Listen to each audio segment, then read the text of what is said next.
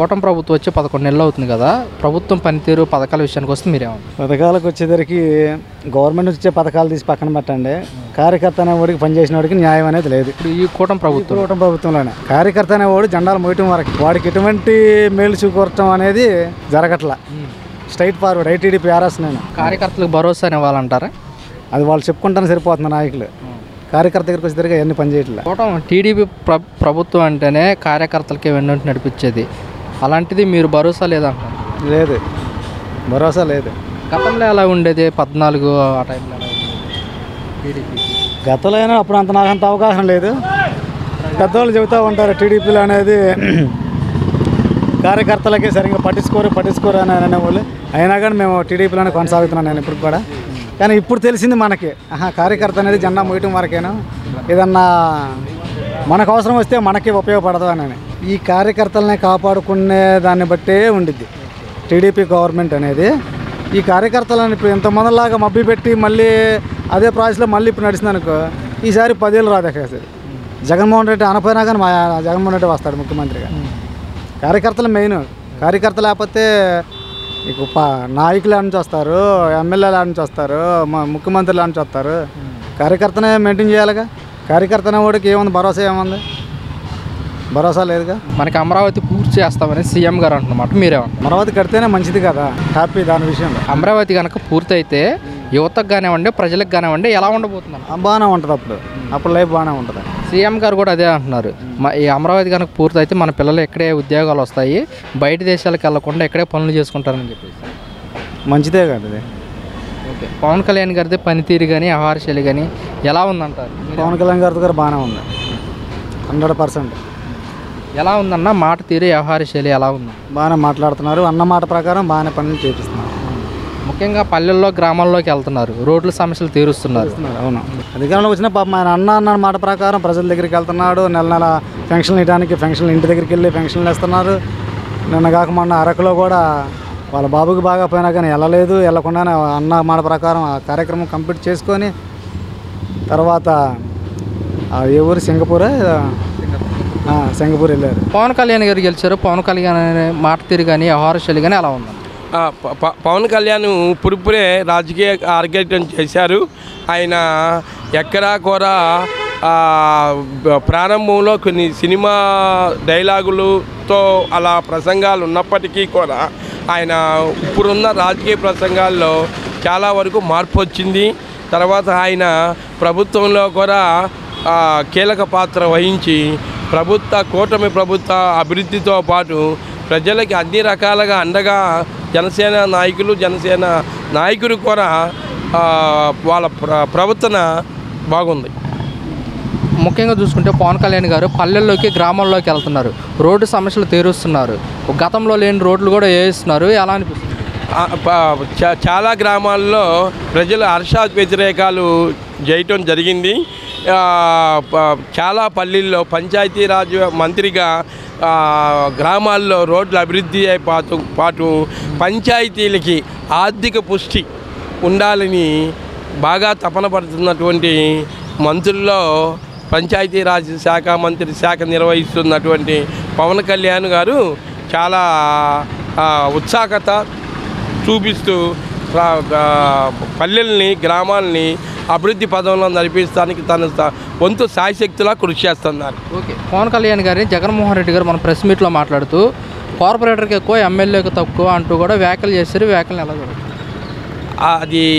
దాని మీద మనం కామెంట్ చేయడం అంత పద్ధతిగా ఉండదు. కానీ అది జగన్మోహన్ రెడ్డి గారు అలా మాట్లాడటం తప్పని నా ఉద్దేశం. ఓకే, జమిలీ ఎన్నికలు త్వరగా వస్తే ప్రజలు కూటమి ప్రభుత్వాన్ని గద్దె దింపేస్తారంటూ కూడా జగన్మోహన్ రెడ్డి అంటున్నమాట, మీరేమంటారు?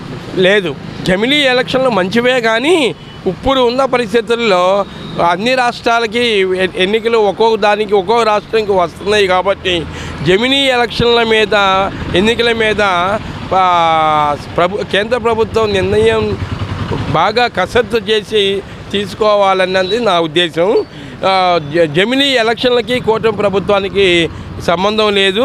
ఇప్పుడున్న పరిస్థితుల ప్రకారం నా అభిప్రాయం 2029లో కూడా కూటమి ప్రభుత్వం అధికారంలోకే వస్తుందని నేను అనుకుంటున్నాను. ఎందుచేతనంటే ఈ సంవత్సరం లోపు 10 నెలలు 12 నెలల లోపే కూటమి ప్రభుత్వం విప్లవ రాజధాని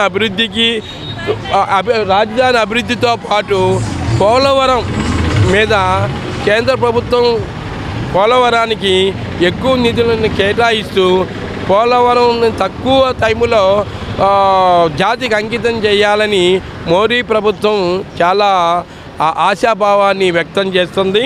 కాబట్టి కూటమి ప్రభుత్వం రాష్ట్రంలో కేంద్ర ప్రభుత్వంలో ఉండటం మూలాన మన అవసరాలు కేంద్ర సహకారంతో ముందుకు తీసుకుపోతున్నారు కూటమి ప్రభుత్వం వాళ్ళు.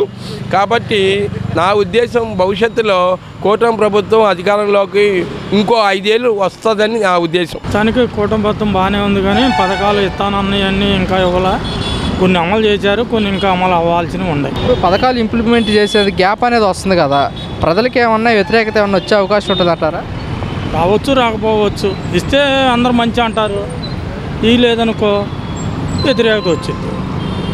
ఎవరికైనా పెడతానంటే ఆశ, కొడతానంటే భయమే కదా. అది రేపు పిల్లలకు చూసుకుంటే తల్లికి వందనం మే మాసంలో వేస్తామంటున్నారు, రైతులకు సంబంధించి జూన్ మాసంలో రైతు భరోసా వేస్తామంటున్నారు. ఎలా ఇప్పుడు వరకు అయితే వేయలేదని అందరూ పెదవి ఇరుస్తున్నారు, వేస్తే అందరూ సంతోషపడతారు. రైతు భరోసా డబ్బులు మాత్రం వేయలేదు, అమ్మఒడి లేదు, తర్వాత స్త్రీలకింతని ఈ స్త్రీలకు 1000 రూపాయలని అన్నారు కదా, అది లేదు. అవన్నీ వేస్తే ఇంకా పరిపాలన బాగుంటుంది. అయితే చెప్పిన పథకాలు ఇంప్లిమెంట్ చేయడానికి కొంచెం టైం పడుతుంది, రాష్ట్ర ఖజానా చూస్తే ఖాళీగా ఉందని చెప్పేసి సీఎం గారు అంటారు. సరే, ఈ పథకాలను ఎత్తేసినా బాధ లేదు. ఆ రోడ్లు వేసారు, ఆ డబ్బులు కూడా ఇస్తే ఆటో వాళ్ళకి, రైతులకి, అమ్మఒడి, తల్లికి వందనం ఇస్తే బాగుంటుంది. జనం నమ్మకంగా చెప్పారు కదా, జనం ఇస్తారంటే ఎవరికైనా ఆశగా అవి కూడా ఇస్తే కొద్దిగా పథకాలు తగ్గించి రోడ్లు వేస్తే బాగుంటుంది. ఇంకా చాలా రోడ్లు వేయాలి, రోడ్లు వేస్తే మెయిన్ రోడ్లు వస్తే జనం చక్కగా వెళ్తారు, బళ్ళు బాగుంటాయి, ఇబ్బంది ఉండదు, డెవలప్మెంట్ అయింది. రోడ్లు నీరు విద్యుత్తు చదువు ఇవే జనం కావాల్సింది, అవన్నీ బాగా చేస్తే బాగుంటుంది. గతంలో ఎలా ఉండేది రోడ్ల పరిస్థితి? ఎలా ఉండేది? రోడ్లు గతంలో కన్నా రోడ్లు పర్లా, ఇప్పుడు పర్లా. రోడ్లు చాలా బాగున్నాయి, చక్కగా వేస్తున్నారు, గుంటలు పుడుతున్నారు, చాలా వరకు బెటర్. అది మే మాసంలో పిల్లలకి తల్లికి వందనము, జూన్ మాసంలో రైతు భరోసా వేస్తామంటున్నారు, మీరేమంటారు? అసలు ఈ పథకాల కన్నా డెవలప్మెంట్ చేయడం రైట్ అండి. కంపెనీలో వేస్తే 10 మందికి ఉద్యోగాలు వస్తాయి. ఈ పథకాలు పెట్టి జనాన్ని పాడు చేయటమే, జనాన్ని ఇబ్బంది పెడతాయి. పని చేయకుండా కష్టపడి సంపాదించుకుని పిల్లలు తెచ్చుకుంటారు ఎవరైనా. అసలు ఈ పథకాలు ఎందుకు? గత ప్రభుత్వం పథకాలు అలవాటు చేశారు కదా, మరి ప్రజలు జనాలను సోమరపోతం చేయడమే. డెవలప్ చేయాలా, కంపెనీలు రావాలా, రోడ్లు వేయాలా, రోడ్లు కరెంటు నీరు అన్నీ ఇవ్వాలా. అప్పుడు కంపెనీలు వస్తాయి, 10 మంది పోతారు, ఉద్యోగాలు వస్తాయి. చదివించాలా, చదువులు మంచి గవర్నమెంట్ స్కూల్ అభివృద్ధి చేయాలా. అవి కానీ ఈ పథకాలు ఏంటండి, ఇలా అందరూ కష్టపడతారు, డబ్బులు సంపాదిస్తారు. వాళ్ళ ప్రతి ఒక్కరు సంపాదిస్తారు డబ్బులు. ఆడ మనిషి పనికి వెళ్ళినా 1000 రూపాయలు సంపాదిస్తారు రోజుకి. ఎందుకు ఈ పథకాలు చెప్పండి? జనాన్ని చెడగొడుతుంది చెప్తే.